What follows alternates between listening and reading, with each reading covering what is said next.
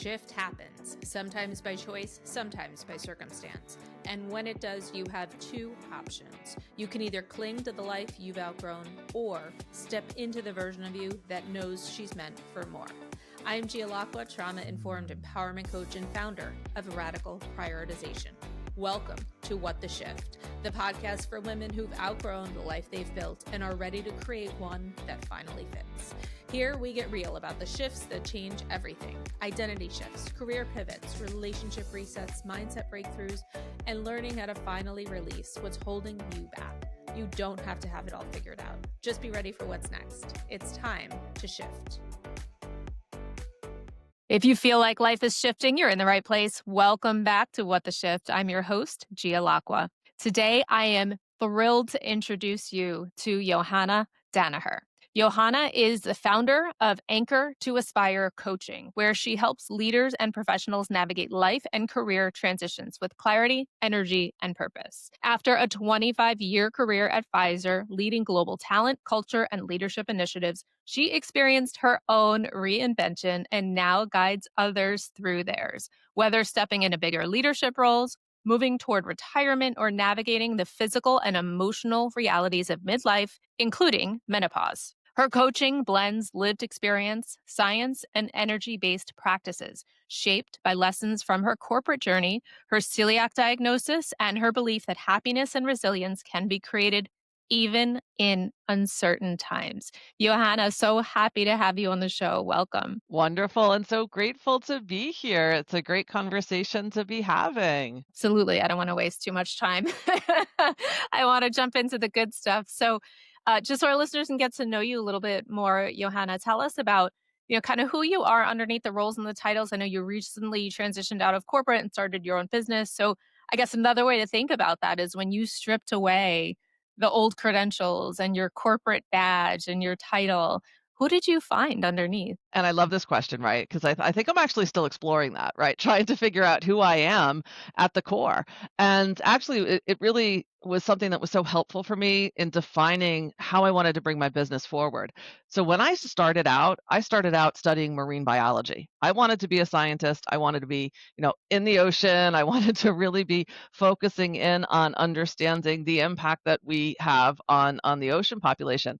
And I found that I didn't want to be in the lab. I wanted to be with people. And that sort of shifted me into corporate, into HR. And then when I stripped it all away, when I left corporate, it was, I still want to be with people. I still want to be talking about transformation. And I want to talk about transformation within ourselves, right? So, how do we actually think about our new shift, our next me, and how do I help women particularly find out who they are at their core and who they want to continue to aspire to be? Yeah, absolutely. I love that. And this work is so needed. I don't need to preach to this choir, but it is so needed. And so I would love to know from your experience, both within the corporate world and then now your experience coaching women, um, what are you seeing as the biggest challenges that women leaders are facing? So there's a couple. I'll sort of highlight three, right? So the first one that many of my clients, both in the industry and out of the industry, faced was imposter syndrome,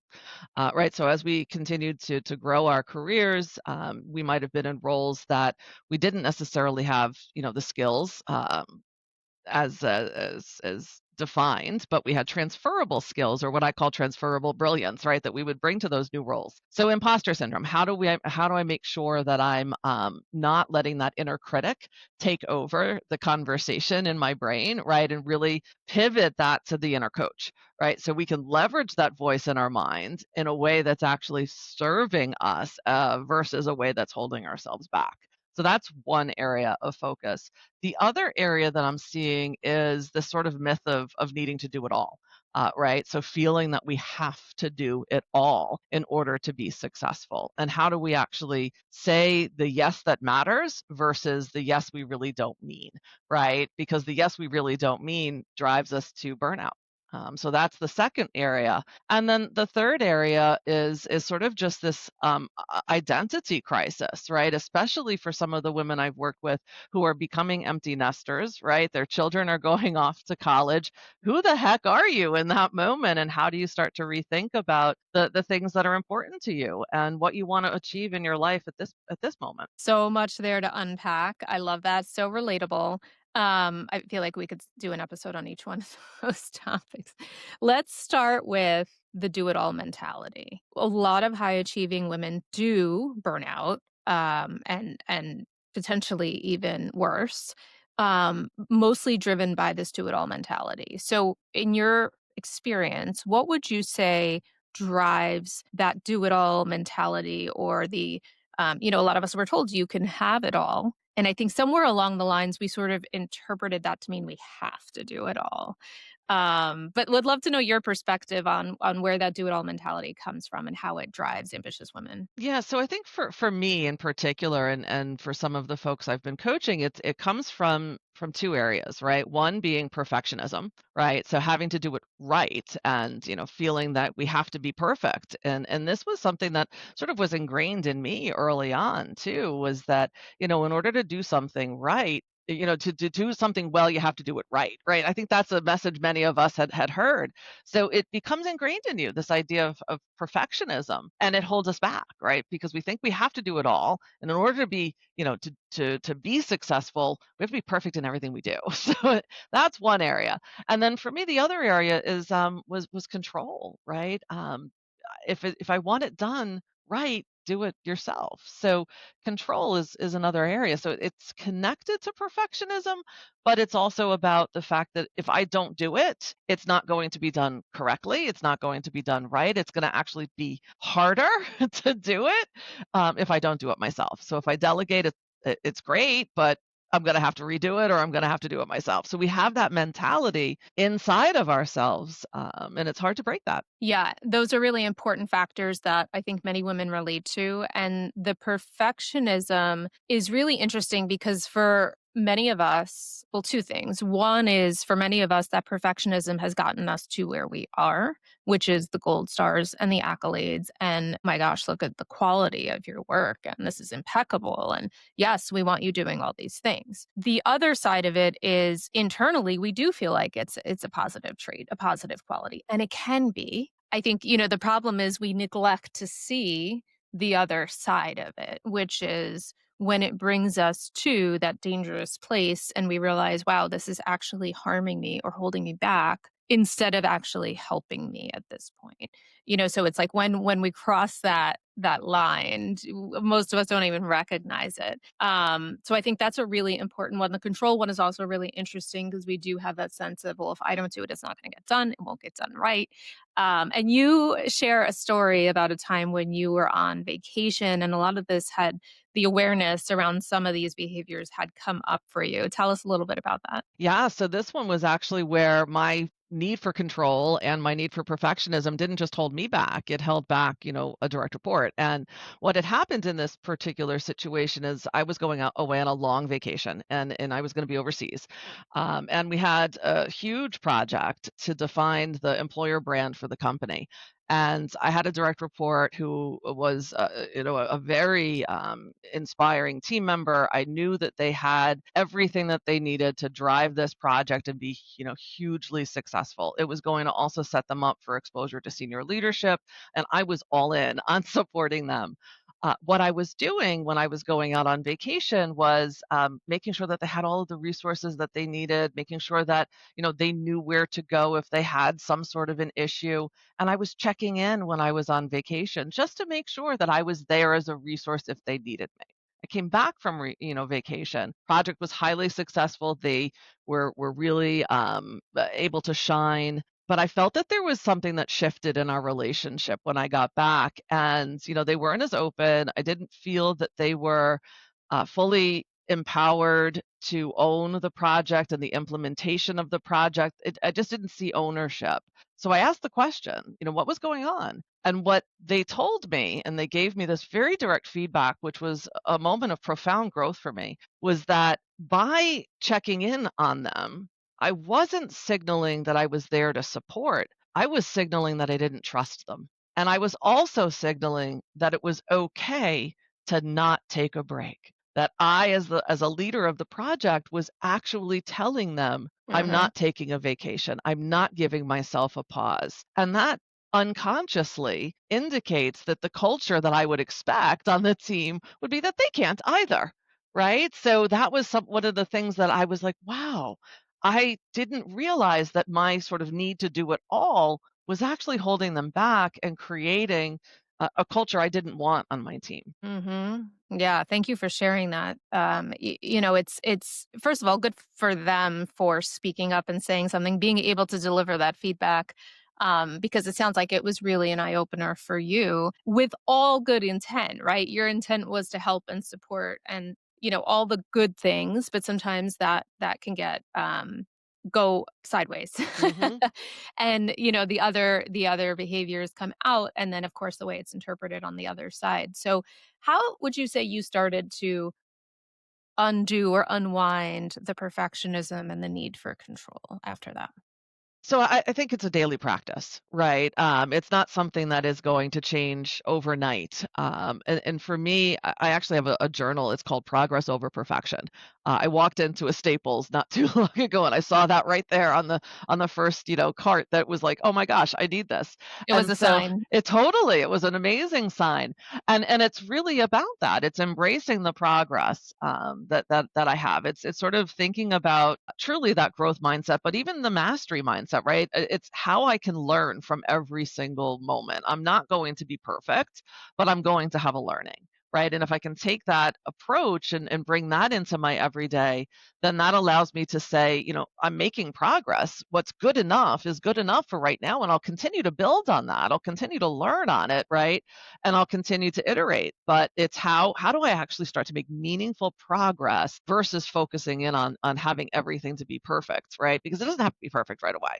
It has to make progress. Yeah, I love that. And you say that your perfectionism looked like care, which is kind of what we're talking about, but it actually drained the energy and trust in your team. So, for the women listening, how can you tell the difference between leading and what I like to call overfunctioning? A great question, and I think it's really paying attention to the energy in the room, right? We all feel it when we walk into a room, when we walk into a situation, we know what that energy is like. Is that energy of creation and collaboration, or is that energy of, okay, I'll get it done. All right, I'm here, and I'll do it. It's that energy. So listening to that, being hyper aware of that, and asking for feedback. I think asking for feedback is the most incredible gift that we could ever be given.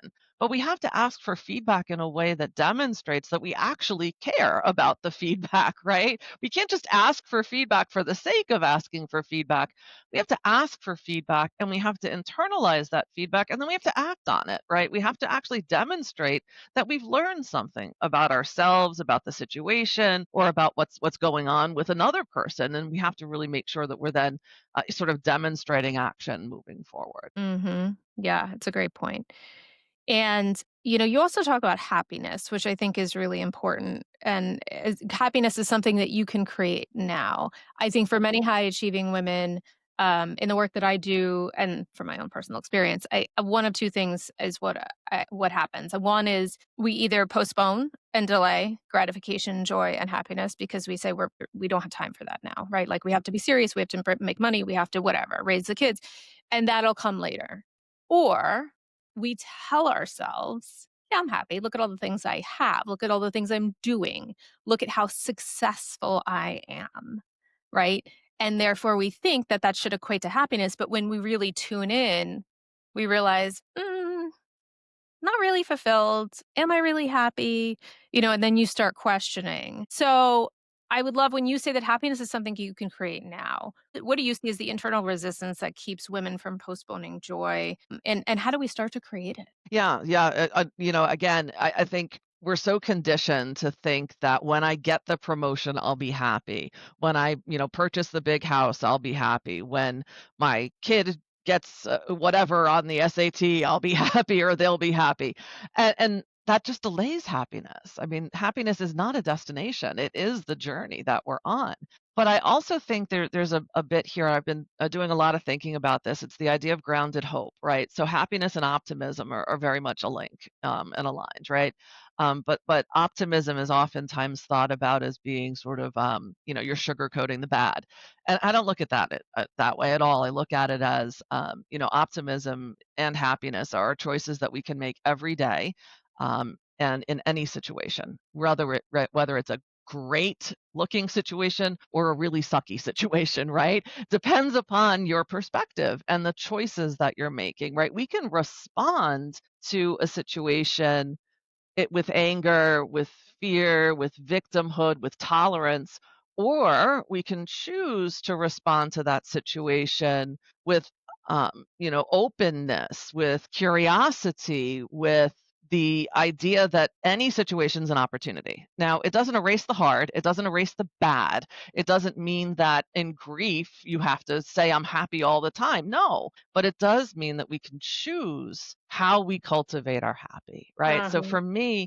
I intentionally start each day and end each day with a happiness practice. Very simple. What am I grateful for today? And I start with that question and I end with that question. What am I grateful for? So beautiful. And there is science behind that. It's not just Yeah. woo that helps us, rewire our brains and, program us for that positivity.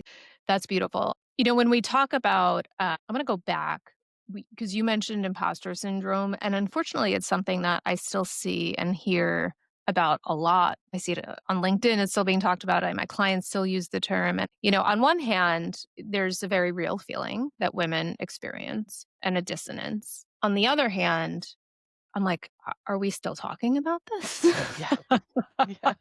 So, I would love to know from your perspective, what do you see as kind of the source of this imposter syndrome that women are experiencing, and how do we sort of move past it? Because it seems like what we're doing isn't really fixing the root Yeah, cause. yeah, and I think there's a few things, right? And there's systemic things that organizations should do, and there are individual things that we should do. So I'll start there, right? The individual area is recognizing when imposter syndrome is showing up, right? Oftentimes we don't even recognize that that's there. It's what we would say there's either an assumption we're making about the situation and our ability to perform in that situation. There's an interpretation that we're making, right? Or there's a limiting belief that we have that just because something happens one time, it's going to happen the same way again, right? So we have to recognize the signal when we're feeling imposter syndrome.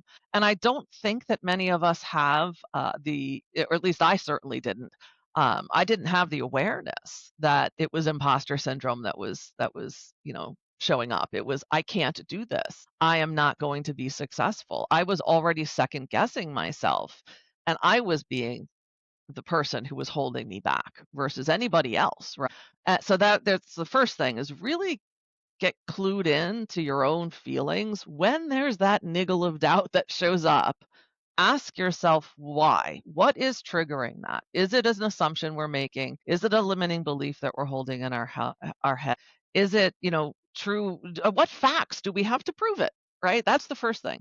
And then systemically, I think from an organizational perspective, we have to recognize that this is a real thing that's showing up for many of our women leaders. We have to provide opportunities for them to experience training to help overcome.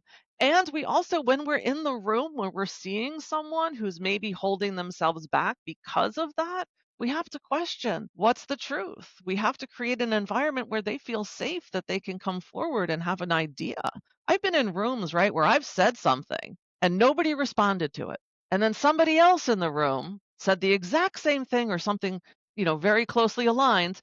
Oh, that's a great idea. And that is so deflating, right? Was that So other person a man or a woman? I'm just curious. it's happened both. It's Okay. happened both, right? Yeah. So, Yeah. because again, I'm showing up and maybe I'm not explaining myself in the same way that somebody else would because we communicate very differently. But it's so deflating when that happens.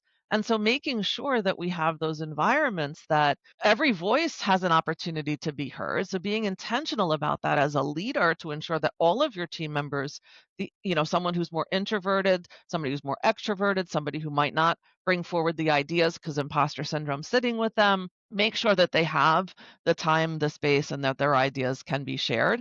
And if you do see it where an idea is shared and then somebody else and nobody reacts, and then somebody else shares the similar idea and everybody reacts, make sure you're actually going back and bringing that person back into the conversation because they feel left out at that. Yeah, it's such a great point.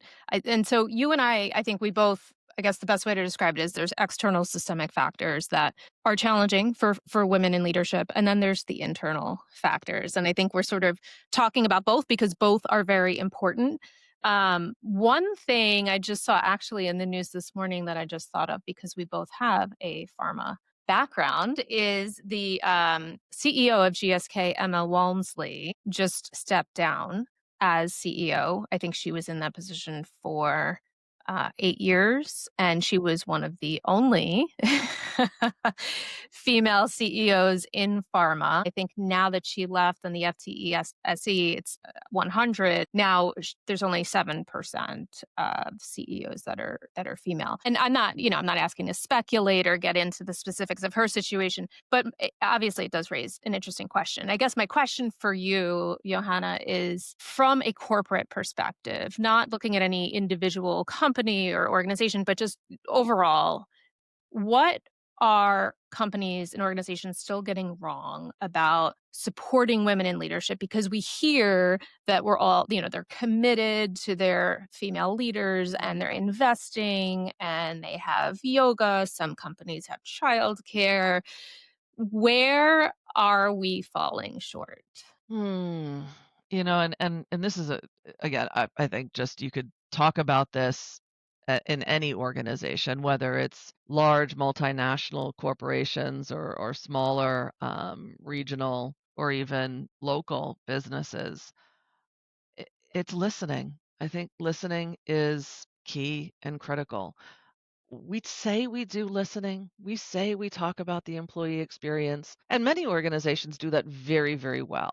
But there's a difference between having data and then getting an insight from that data and then turning that insight into an action that is meaningful that will create an emotional connection, right? So we can take an insight, and an insight is just an insight. If we don't take that insight and actually go back and really talk to the people that it impacts the most, it doesn't matter what we do, right? So insights are great.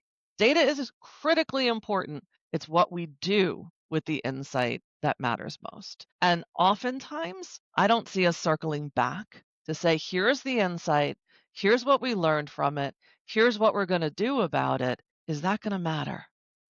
It's the is that going to matter question that we don't always do. We push things out. It's great. And some of them are wonderful, but are they really the things that matter? I don't know. Great point. And then when we do roll something new out, are we going back to validate whether or not that was effective and address the unmet need that we Mhm. were looking to solve in the first place, right? Yeah. Yeah. And so, I think unfortunately, I still see a lot of, even though there's more awareness now, I still see a lot of talk around hustle culture, busyness culture, which we can say we know is not good for employee retention and culture. But the reality is, I think it's very much still prevalent, both at an organizational level as well as an individual leadership level. To your point, people follow what we do, not what we say. So you talk about the power of a pause, which I think is incredibly important. Tell us a little more about what that looks like for you and the women you work with. Yeah, yeah, absolutely. And I think pause is probably the most powerful thing that any of us can cultivate as our superpower. Because it works from everything from a micro moment to sort of a major life shift, right?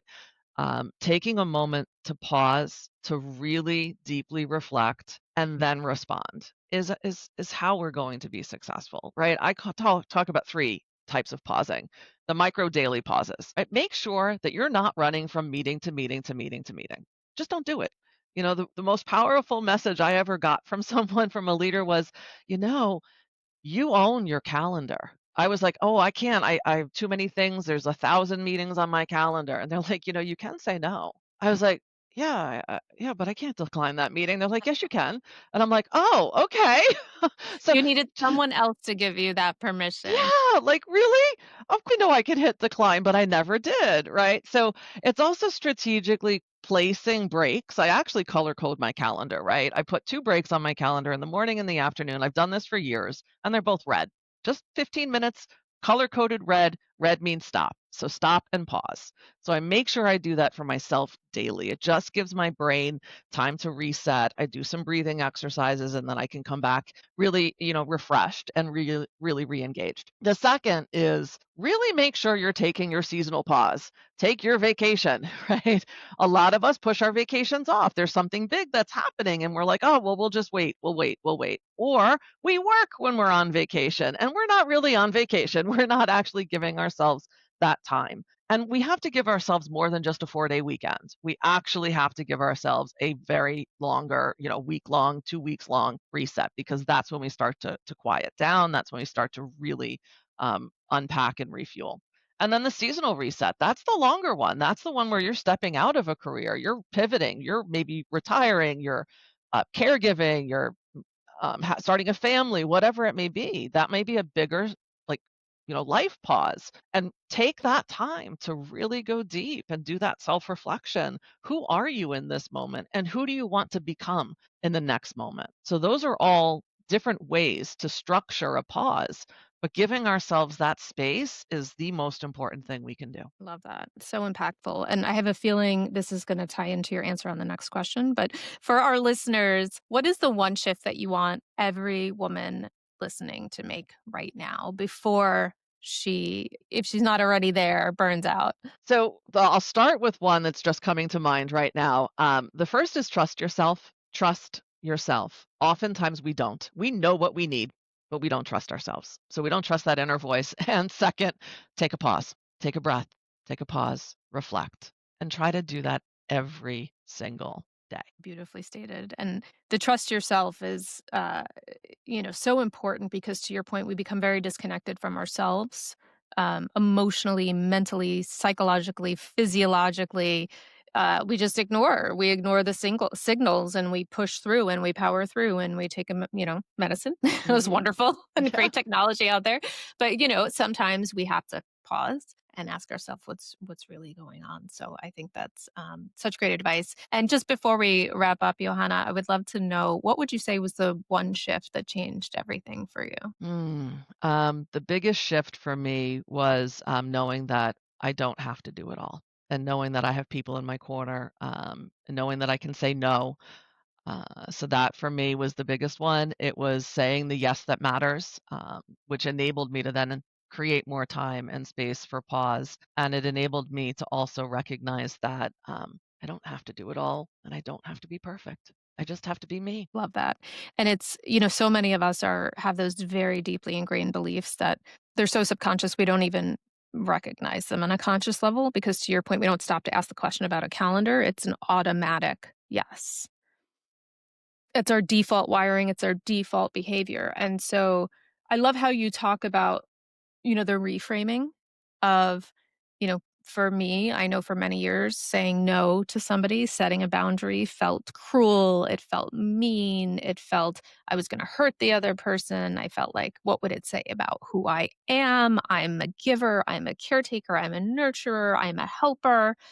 How dare I? All the stories I used to tell myself. And it But feels maybe good to it help, feels good, right? of course. It You wanna does. be of service, right? Many women do thrive in that, and that's great. But it's knowing where to draw that line. And you talk about what I'd love if you could just leave us on this note is, that reframe around saying no to something is actually saying yes to yourself, right? Yes, 100%. So it is. It's 100%. When you say no to something else, you're saying yes to your success. Yes to your success. I love that. Such a powerful reframe. This has been such an enlightening conversation, Johanna. Thanks so much for being here, for sharing your insights and your expertise. Well, thank you so much for having me. I've really enjoyed the conversation. And tell us, where can our listeners find you and learn more about the work that you do? Yeah, absolutely. So the best place to find me is on my website. It's called anchor2aspire.com, or you can look me up on LinkedIn, Johanna Danaher at LinkedIn. Amazing. Thanks again, Johanna. So great to see you. And we will see you next week, everyone. Take care. Thanks for tuning in. Now go make shift happen. Take care. All right, Shifter, that's a wrap on today's episode of What the Shift. But here's the thing, awareness is just the first step. The real shift happens when you decide to do something with it.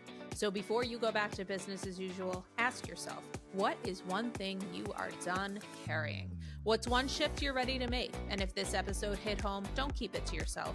Hit subscribe, leave a review, and send it to a woman who needs to hear this, because we shift together. Remember, you don't have to have it all figured out. You just have to take the next step. And I'll be right here next week, ready to shift with you. This is What the Shift, and we are just getting started.